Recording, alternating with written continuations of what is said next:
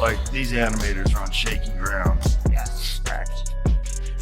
What happened with the actor strike? Did they settle that? Is that over? RachelZegler, her incredibly off-putting personality is not the only thing you will get out of RachelZegler while talking to her. She will remind you that she hates RachelZegler.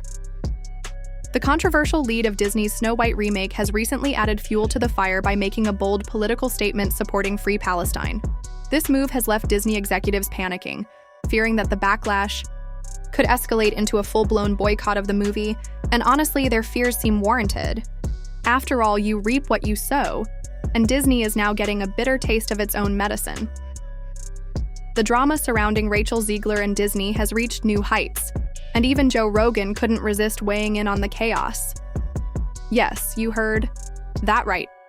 JoeRogan, known for discussing everything from UFC fights to alien conspiracies, has now turned his attention to Snow White. But before we dive into his take, let's rewind and break down how we got here. It all started back in August 2024 when Disney released the first teaser for Snow White on YouTube. What should have been a moment of excitement quickly turned into an unmitigated disaster. Within weeks, the teaser became the most disliked movie trailer in YouTube history, amassing nearly 1 million dislikes compared to just 68,000 likes. Within the first 24 hours alone, the video had racked up 193,000 dislikes, leaving Disney with a PR crisis of epic proportions, and the comments were nothing short of brutal. One user mocked, "I came here purely because I saw on Facebook that this video has over 1 million downvotes, and I really wanted to be a part of that community." Another wrote, "Wow, Disney, you truly are incredible.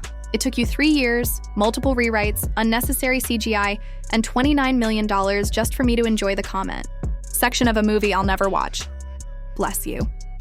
The sentiment was clear. Fans were angry, disillusioned, and ready to make their voices heard. So what went so catastrophically wrong? Fans point to a combination of questionable casting decisions and baffling creative choices instead of the beloved Seven Dwarfs. Disney initially planned to feature a group of diverse magical creatures, a move that backfired spectacularly when actors with dwarfism called out the studio for excluding them in an attempt to salvage the situation.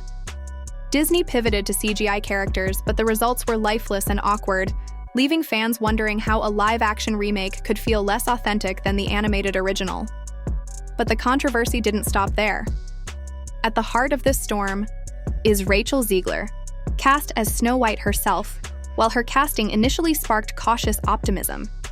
Her comments about the original 1937 classic ignited a firestorm during a resurfaced interview.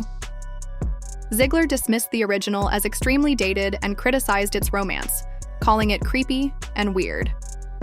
Her words hit a nerve with fans who grew up cherishing the timeless tale, and her dismissive tone only added fuel to the fire. Version of Snow White is different, and it's more of a 2022 version of Snow White. What did you mean by that? I mean, the original cartoon came out in 1937, and very evidently so.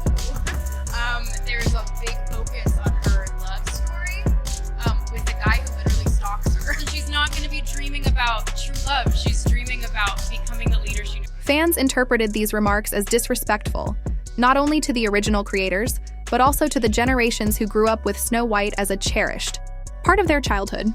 Disney, rather than distancing itself from Zegler's comments, seemed to double down, allowing her critiques to go unchallenged, a decision that alienated even their most loyal supporters in an effort to repair the damage. Disney sent Zegler on a press tour to promote the film. However, her attempts to backtrack came across as insincere. Fans weren't convinced by her sudden praise for the project, especially after her earlier viral critiques. To make matters worse, her portrayal of Snow White in promotional material seemed worlds away from the kind-hearted princess audiences adored. Instead, Zegler's version appeared brash and condescending, leaving fans questioning why Disney had, strayed so far from the original character's charm, and then another bombshell dropped in a recently resurfaced 2022 interview with Entertainment Weekly. Zegler admitted that as a child, the animated classic had scared her so much she avoided it for over a decade. She described the film as extremely dated in its portrayal of women, and claimed the remake would redefine the phrase fairest of them all to focus on justice rather than beauty. While some saw this as a modern twist, others viewed it as yet another attempt to undermine the legacy of the original. TikTok was soon flooded with backlash, with users comparing Zegler's comments to those of Halle Bailey, the star of Disney's The Little Mermaid. Bailey had celebrated the original story while embracing her role, earning praise for her respectful approach. In contrast, Zegler's dismissive attitude felt like a rejection of the original's magic. One viral comment summed up the sentiment perfectly. Disney found a way to cast someone for Snow White whose entire personality on a marketing tour is "I hate Snow White." This is RachelZegler. Her incredibly off-putting personality is not the only thing you will get out of RachelZegler while talking to her. She will remind you that she hates. If the backlash wasn't enough, RachelZegler's outspoken nature continued to add fuel to the fire in a now viral video. Zegler was caught on camera rolling her eyes and scoffing when asked about Snow White's traditional love story. Her dismissive attitude didn't sit well with fans, who felt that she was mocking a beloved classic rather than honoring it. The internet erupted with criticism, with many pointing out how previous Disney princess actresses had shown reverence for their roles, whereas Zegler seemed to be openly embarrassed by hers. This fueled speculation that Disney executives were regretting their casting. Choice insiders reported that the studio was scrambling to control the damage, even considering limiting Zegler's press appearances to avoid further controversies. But the damage was done. Every interview clip and resurfaced comment only reinforced the narrative that she was the wrong fit for the role. Animators are on shaky ground. Yes, that's correct. What happened with the actor strike? Did they settle? The situation took another dramatic turn when Zegler publicly expressed her support for Free Palestine amid the ongoing political conflict. While many praised her for taking a stand, others saw it as another controversy. Disney was unprepared to handle the timing. It couldn't have been worse. Disney was already struggling to recover from the Snow White backlash, and now they had to navigate a politically charged storm as well.